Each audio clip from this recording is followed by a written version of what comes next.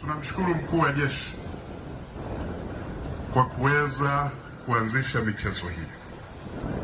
Historia ya jeshi letu sisi ambao tuliajiriwa enzi hizo, michezo hii ilikuwepo ikijulikana kwa jina la Mwanguku Cup.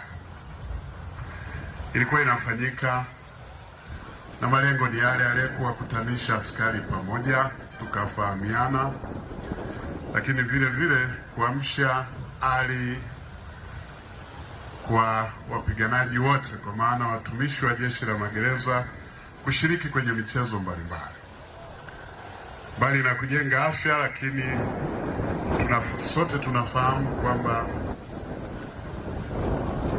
kama jeshi tunashiriki michezo mbalimbali katika ngazi ya jeshi, lakini kuna ngazi ya kitaifa na ya kimataifa.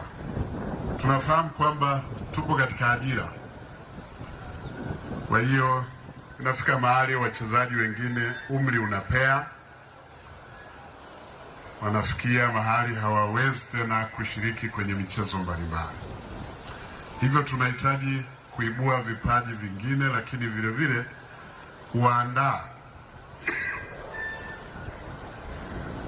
wachezaji watakaoshika nafasi kwenye michezo mbalimbali kwa lengo la kuliwakilisha jeshi pamoja na taifa kwa ujumla.